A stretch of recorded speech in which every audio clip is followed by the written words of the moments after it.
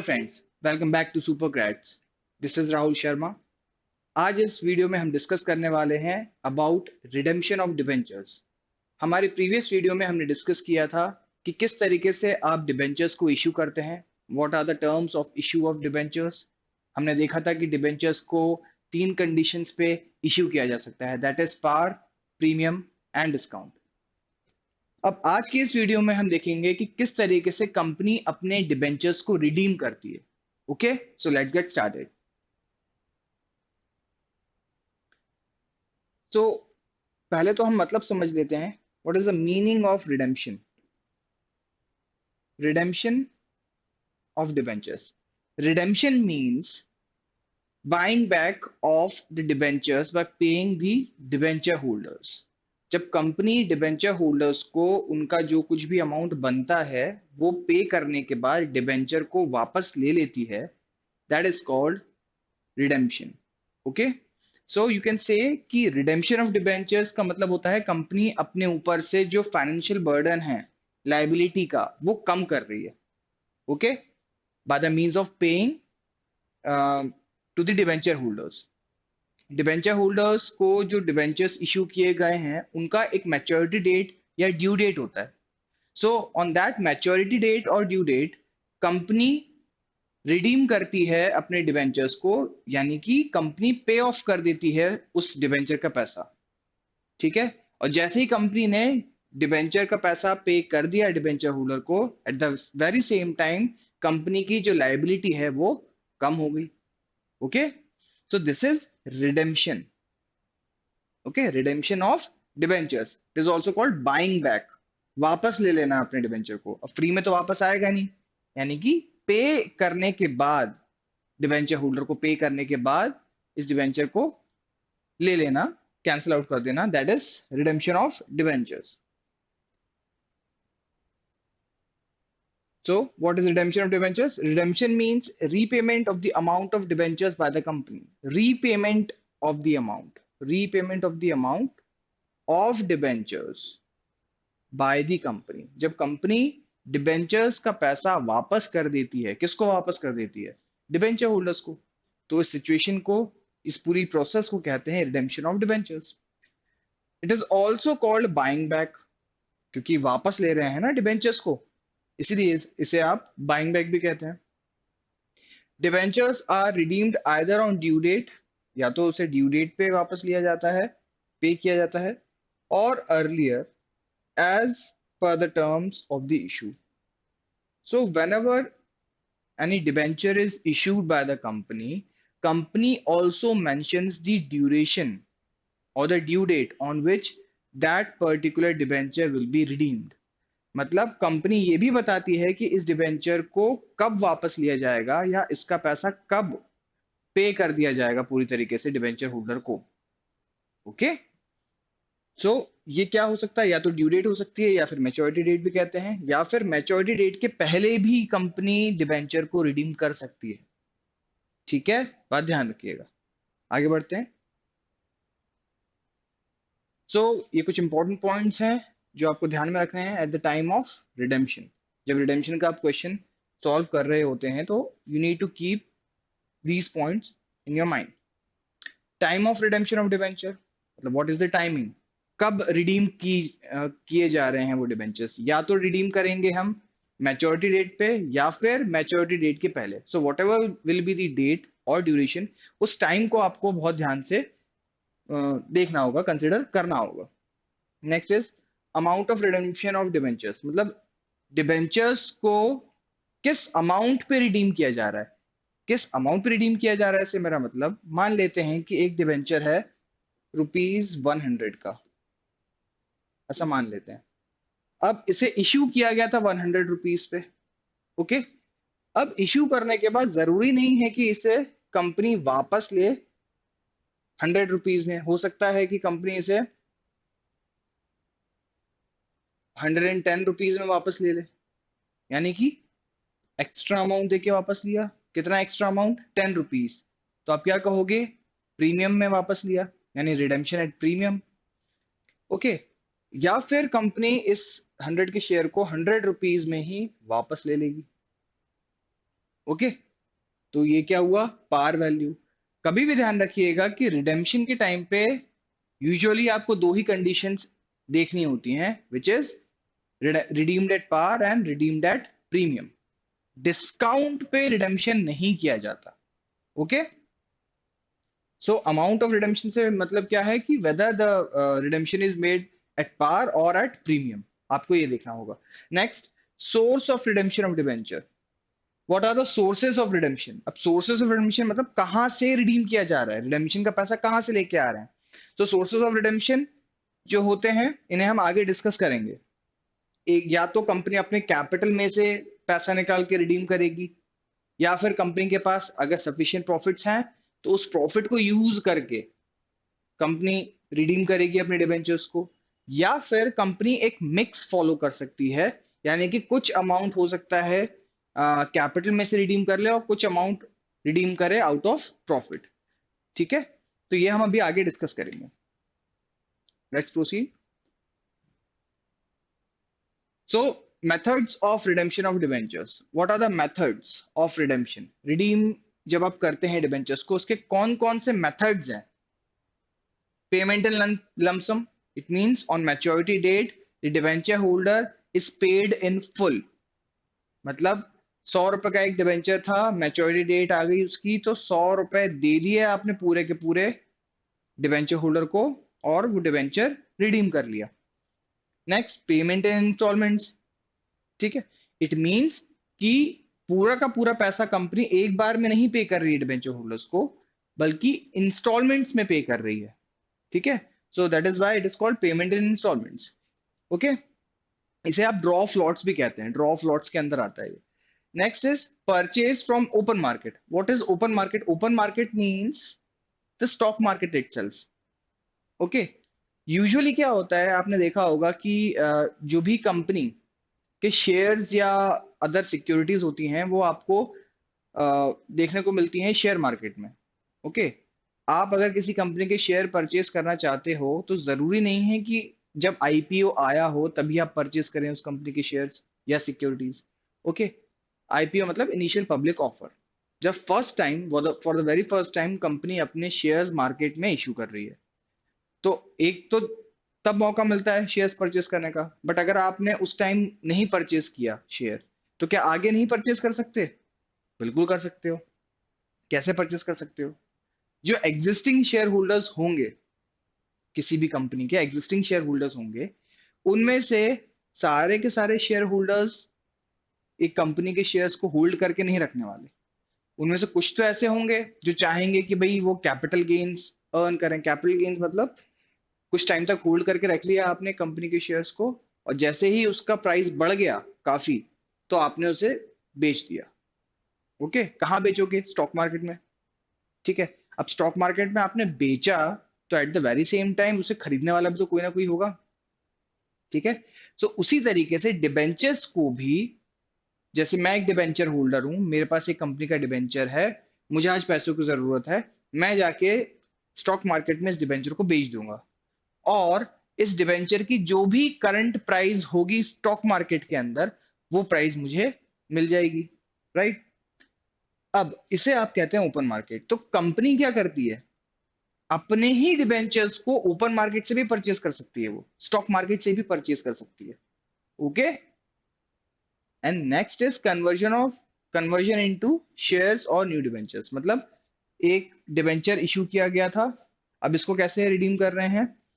इस डिबेंचर को कन्वर्ट कर दे रहे हैं हम किसी इक्विटी शेयर में, या फिर इस डिबेंचर को हम किसी नए तरीके के डिबेंचर में कन्वर्ट कर दे रहे हैं।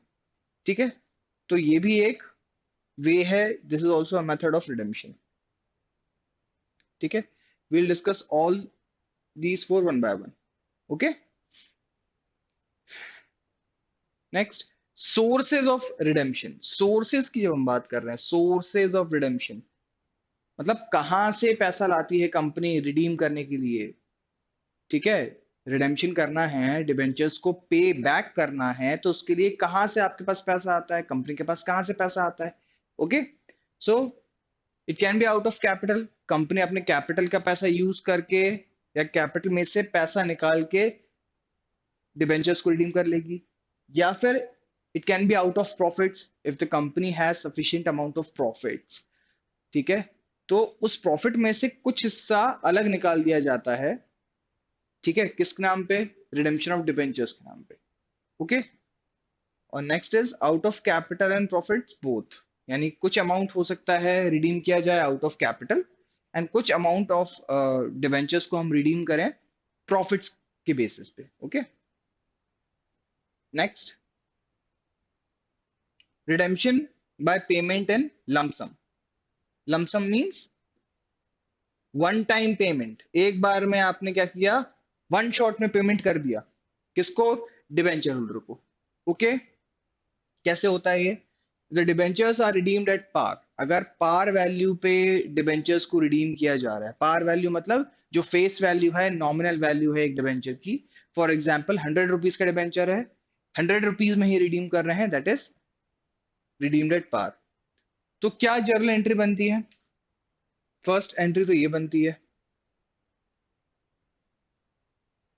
परसेंट डिबेंचर मतलब ये परसेंट को डिनोट करता है, यानी कि कितना परसेंट डिबेंचर है, डिबेंचर यूजुअली कितना परसेंट उस पर इंटरेस्ट मिल रहा है ये इसके आगे लिखा होता है। फॉर एग्जाम्पल मान लीजिए 12% डिबेंचर है, so 12% debentures account debited to debenture holder, किस चीज की एंट्री है, being amount due on redemption of debentures, okay.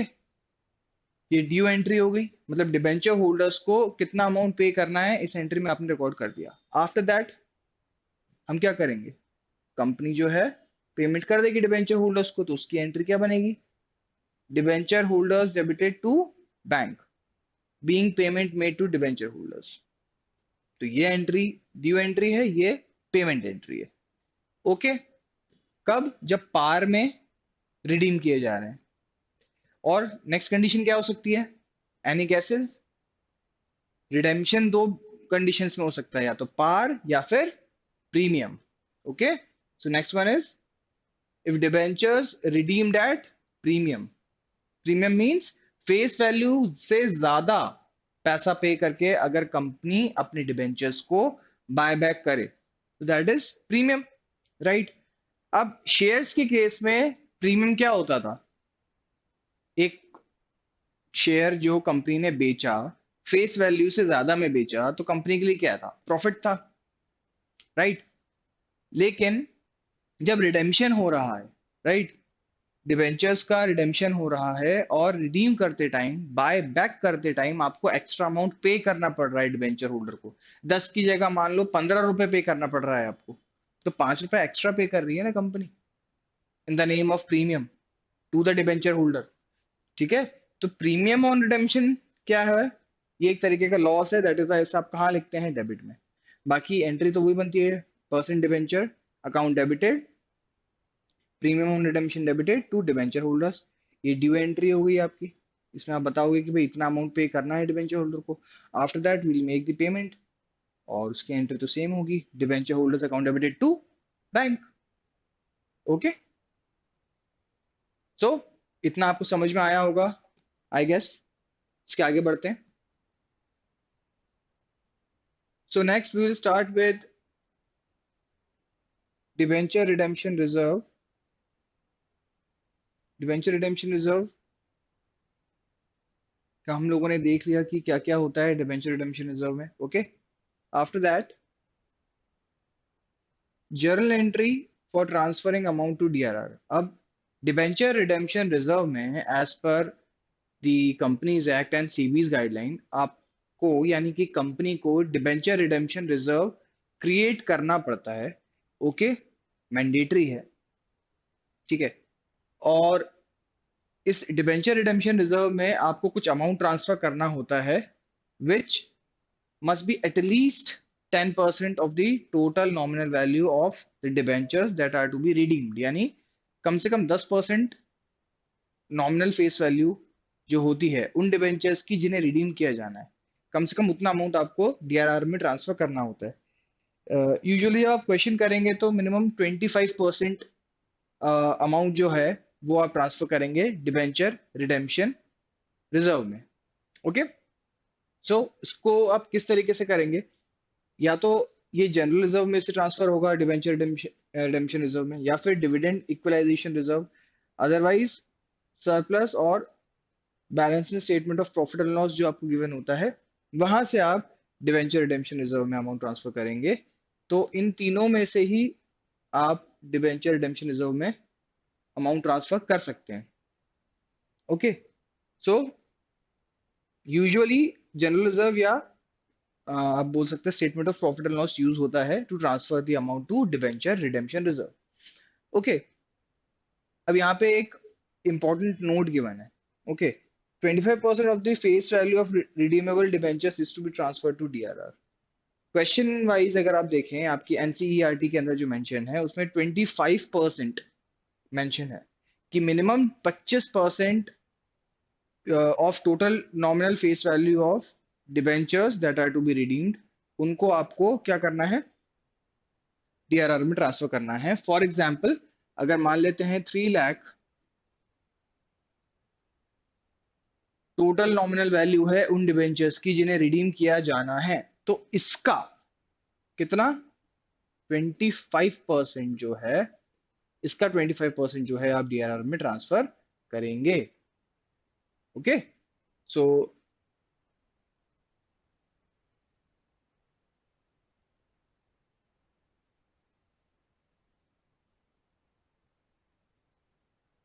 Is 75,000। Okay,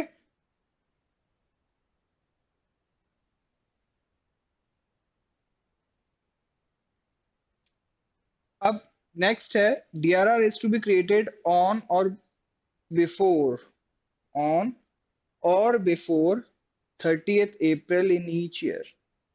एक इंपॉर्टेंट पॉइंट है, जब कभी भी रिडेम्पशन होना है तो रिडेम्पशन में के क्वेश्चन में आप यूजुअली 30 अप्रैल जो होता है ना, 30 अप्रैल, उस दिन आप डीआरआर क्रिएट करते हैं, या तो 30th अप्रैल या फिर 30th अप्रैल के पहले। अगर कोई डेट मेंशन है क्वेश्चन के अंदर तो आप उस डेट पे मेंशन कर दीजिए, क्रिएट कर दीजिए डीआरआर। या फिर क्वेश्चन में एक अलग डेट मेंशन नहीं है कि डीआरआर कब क्रिएट किया जा रहा है, तो बाय डिफॉल्ट हम एज्यूम करेंगे कि डीआरआर जो है वो 30th अप्रैल को क्रिएट किया जा रहा है। ओके, आगे बढ़ते हैं। नेक्स्ट है debenture redemption investment, that is DRI, debenture redemption reserve. ये क्या था, प्रॉफिट में से कुछ अमाउंट जो अलग निकाल के रख देती है कंपनी, सो दैट आगे जाके मैच्योरिटी डेट पे डिबेंचर्स को रिडीम किया जा सके उन पैसों से। ठीक है, नेक्स्ट होता है डिबेंचर रिडेम्पशन इन्वेस्टमेंट। अब एज पर रूल क्या होता है, जो आपने यानी एक कंपनी ने जो पैसा अलग से निकाल के रख दिया है फॉर रिडेम्पशन पर्पस डीआरआर में, इस अमाउंट को कहीं इन्वेस्ट करना होता है। ठीक है, कहाँ इन्वेस्ट करना होता है, कुछ शेड्यूल बैंक्स हैं वहां कंपनी इन्वेस्ट कर सकती है, या और भी कई ऐसी मतलब मोड्स हैं जहां कंपनी इन पैसे को इन्वेस्ट कर सकती है, सो दैट ये पैसा वहां इन्वेस्टेड रहे। ठीक है, और जब रिडेम्पशन का टाइम आए तो आप इस इन्वेस्टमेंट को एनकैश करेंगे और इससे जो पैसा मिलेगा इससे रिडीम कर दी जाएंगे जो डिवेंचर्स हैं उन्हें। ठीक है, so investment in specified securities required to be made. DRI क्या है, ये इन्वेस्टमेंट है कुछ स्पेसिफाइड सिक्योरिटीज के अंदर। 15% of the nominal value of redeemable debentures is to be transfer to DRR. Usually कम से कम 15% किसका, nominal value of redeemable debentures. Nominal value अगर मान लीजिए 2 लाख रुपए की है, जो डिबेंचर्स रिडीम किए जाने हैं उनकी वैल्यू अगर 2 लाख रुपीज है, तो 2 लाख का 15% जो है वो आप डीआरआई में ट्रांसफर करेंगे। Okay,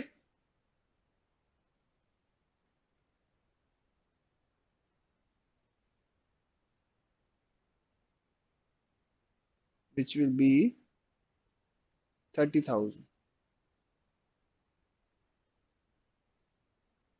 Okay, next, for debentures to be redeemed by 31st March of next year, ऐसे डिबेंचर्स जिनको आने वाले 31st मार्च में, नेक्स्ट ईयर आने वाले 31st मार्च में रिडीम करना है, उनके लिए amount is to be invested on और before 30th April of the current year.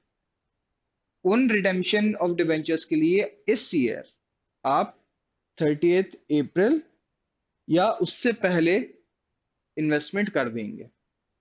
ठीक है, मतलब 31 मार्च को अगर कुछ शेयर डिबेंचर्स रिडीम होने वाले हैं तो 30th अप्रैल या उसके पहले इन्वेस्टमेंट कर देना है। ठीक है, डिबेंचर रिडेम्पशन इन्वेस्टमेंट कर देंगे। Okay, now it's time to solve some questions. जितना भी हमारा ये वीडियो रहा, इससे रिलेटेड जो कुछ भी चीजें आपको सीखने को मिली या हमने डिस्कस की, इससे रिलेटेड क्वेश्चंस अब हम देखेंगे। Okay, in case of redemption out of profit, in case of redemption out of profit, how much percent of redeemable amount of debentures is to be transferred to DRR? अगर redemption हो रहा है out of profit, redemption is out of profits, company के पास sufficient profits हैं कि उसमें से company debenture redemption reserve create कर सकती है। और क्या कर सकते हैं, उसमें पूछ रहे हैं कि भाई कितना अमाउंट ट्रांसफर किया जाएगा डीआरआर में अगर आउट ऑफ प्रॉफिट रिडेम्पशन है तो। ठीक है, option A 50%, option B 100%, option C 25%, option D 15%। सो एक बात ध्यान रखिएगा, if debenture is out of profit, ठीक है, देन उस केस में डीआरआर के अंदर, डिवेंचर रिडेम्पशन रिजर्व के अंदर 100% अमाउंट ट्रांसफर किया जाता है, 100% of the nominal value of redeemable debentures. So option B is your answer. Okay, out of profit अगर है तो 100%. Okay, next, from which of the following reserves a company cannot pay dividend to its debenture holders? नीचे कुछ reserves दिए हुए हैं आपको अलग अलग तरीके के, इनमें से किन में से, कौन से ऐसे रिजर्व्स हैं जिनमें से कंपनी डिविडेंड पे नहीं कर सकती, जिनमें से कंपनी डिबेंचर होल्डर्स को डिविडेंड पे नहीं कर सकती या इंटरेस्ट आप कह सकते हो वो पे नहीं कर सकती। Okay, so very first is general reserve, next is investment fluctuation reserve, next is surplus और balance in the statement of profit and loss. After that last option है आपके पास डिविडेंड इक्वलाइजेशन रिजर्व। तो हमने अभी जितना भी वीडियो है आपने देखा होगा, आपको मैंने बताया था अभी कुछ प्रीवियस स्लाइड्स में हमने डिस्कस किया था कि रिडेम्पशन जो होता है ना, या डिबेंचर होल्डर्स को जो इंटरेस्ट पे किया जाता है वो कहाँ से पे किया जाता है। ओके, कौन कौन से ऐसे रिजर्व्स हैं जिनमें से जिनको यूज करके कंपनी इंटरेस्ट पे कर सकती है, डिविडेंड पे कर सकती है डिबेंचर होल्डर्स को। सो जनरल रिजर्व से कर सकती है, बिल्कुल कर सकती है। Investment fluctuation reserve, investment fluctuation reserve से कर सकते हैं क्या, ये थोड़ा डाउटफुल है। Surplus in statement of profit and loss, यानी कि कंपनी के पास जो कुछ भी सरप्लस है उसको यूज करके डिविडेंड पे कर सकते हैं, बिल्कुल कर सकते हैं। Next is dividend equalisation reserve, इससे भी कर सकते हैं। यानी इन्वेस्टमेंट फ्लक्चुएशन रिजर्व एक ऐसा रिजर्व है जिसके पैसे को यूज करके डिबेंचर होल्डर्स को इंटरेस्ट या डिविडेंड पे नहीं किया जा सकता। ओके, इन्वेस्टमेंट फ्लक्चुएशन रिजर्व का अमाउंट आप नहीं यूज कर सकते। सो यही हमारा क्या है, करेक्ट ऑप्शन क्या है, यही है। ठीक है, आगे बढ़ते हैं। Next, which of the following is required to create DRR? किसकी जरूरत पड़ती है एक डीआरआर क्रिएट करने के लिए? Which of the following is required to create DRR, मतलब इनमें से किन्हें जरूरत है भाई डिवेंचर रिडेम्पशन रिजर्व क्रिएट करने की, ऐसे कौन सी इंस्टीट्यूट्स हैं? First, housing finance companies, all India financial institutions, listed companies, private limited companies. अब देखिए यहां फाइनेंस फाइनेंस वर्ड आ गया। ठीक है, मैंने क्या बताया था, एज पर कंपनीज एक्ट आप उन कंपनीज को डीआरआर क्रिएट नहीं करते, उन कंपनीज पे, या वो कंपनीज डीआरआर क्रिएट नहीं करती जो कि फाइनेंशियल इंस्टीट्यूट्स हैं, जैसे बैंक्स हो गए। ठीक है, हाउसिंग फाइनेंस कंपनीज हो गई जो हाउस वगैरह के लिए लोन देती हैं, ठीक है। लिस्टेड कंपनीज भी जो हैं इन्हें भी डीआरआर क्रिएट नहीं करना पड़ता। तो last is private limited companies. अब प्राइवेट लिमिटेड कंपनीज का मतलब क्या होता है? हर प्राइवेट लिमिटेड कंपनी लिस्टेड हो, it is not compulsory. Okay. Unlisted companies जो होती हैं उन्हें डीआरआर क्रिएट करना पड़ता है। ठीक है। तो डीआरआर किसे क्रिएट नहीं करना पड़ता? तो भाई इन तीनों को क्रिएट नहीं करना पड़ता। पर किसे करना पड़ेगा हमारा क्वेश्चन है, रिक्वायर्ड टू क्रिएट। तो भाई आप बोलोगे प्राइवेट लिमिटेड कंपनी को डीआरआर क्रिएट करना पड़ेगा। So this is your correct answer. After that, under which of the following methods company gets an opportunity to redeem its debentures in discount? ऐसे कौन सा मेथड नीचे जो ऑप्शंस हैं इनमें गिवन है जिसमें कंपनी को ये मौका मिलता है कि वो अपने डिबेंचर्स को डिस्काउंट में रिडीम कर ले? अब आप बोलेंगे कि सर अभी तो आप ये बोल रहे थे कि डिबेंचर्स को रिडीम करने के दो ही कंडीशंस हो सकते हैं, either a debenture can be redeemed at par और एट प्रीमियम। बिल्कुल सही है। अगर मैच्योरिटी डेट तक की बात मैं करूं, ठीक है, और कंपनी जब बुला के डिबेंचर होल्डर को बुला के उनसे डिबेंचर लेती है और उन्हें उनका जो पैसा होता है वो वापस कर देती है, तब उस केस में या तो पार में रिडेम्पशन हो सकता है या फिर प्रीमियम में रिडेम्पशन हो सकता है। बट जब मैं ओपन मार्केट की बात करता हूँ ना, ओपन मार्केट मतलब स्टॉक मार्केट, शेयर मार्केट जिसे आप कहते हैं, तो स्टॉक मार्केट में अगर कंपनी अपने डिबेंचर्स को रिडीम कर रही है, ठीक है, तो जरूरी नहीं है कि पार या प्रीमियम में ही करे। हो सकता है कि भाई उस टाइम पे डिबेंचर का अमाउंट, जो लिस्टेड अमाउंट प्राइस है स्टॉक मार्केट के अंदर, वो एक्चुअल अमाउंट से कम हो। 100 रुपए का डिबेंचर बेचा था कंपनी ने, लेकिन आज के टाइम पे कोई डिबेंचर होल्डर वो डिबेंचर बेचना चाहता है और अभी करेंटली उसकी वैल्यू 95 रुपीज है, और उसने वो डिबेंचर बेच दिया स्टॉक मार्केट में। तो 95 में कंपनी अपने डिबेंचर वापस खरीद सकती है। ऐसे में क्या हुआ, कंपनी को 5 रुपीज का प्रॉफिट हुआ। ठीक है, यानी 5 रुपीज का एक तरीके से क्या मिला, कंपनी को डिस्काउंट मिला। अगर बुला के पैसा देती तो 100 रुपीज देना पड़ता। ठीक है, ओपन मार्केट से रिडीम कर लिया कंपनी ने तो डिस्काउंट भी मिल सकता है। बट ऐसा आप डिस्काउंट नहीं बोलते, इसे आप प्रॉफिट ऑन रिडेम्पशन कहते हैं। ओके। सो ऐसा किस केस में होता है? रिडेम्पशन इन लमसम में होता है, redemption in by draw of lots, conversion और परचेज फ्रॉम ओपन मार्केट। अभी मैंने बताया परचेज फ्रॉम ओपन मार्केट में ये हो पाएगा, so this will be your correct answer. After that, which of the following method of redemption is suitable and reflects a sound financial position of a company? इनमें से कौन सा ऐसा method है रिडेम्पशन का जो सूटेबल भी है और एक अच्छी फाइनेंशियल कंडीशन, अच्छी फाइनेंशियल पोजीशन है कंपनी की, ये बताता है? कौन कौन से मेथड्स हैं? Redemption out of capital, redemption out of profits, redemption out of capital and profits, and none of this. मेरी बात पे ध्यान दीजिएगा। यूजुअली कोई भी कंपनी नहीं चाहेगी कि वो अपने कैपिटल का पैसा या कैपिटल के फंड्स यूज करके डिबेंचर्स को रिडीम करे। ज्यादातर कंपनीज ऐसा नहीं चाहेंगी, but if in case company के पास सफिशिएंट प्रॉफिट्स हैं ही नहीं, सफिशिएंट फंड्स हैं ही नहीं, ठीक है, और डिबेंचर होल्डर्स को इंटरेस्ट पे करते रहना पड़ेगा आपको रेगुलर बेसिस पे, भले कंपनी को प्रॉफिट हो चाहे लॉस हो।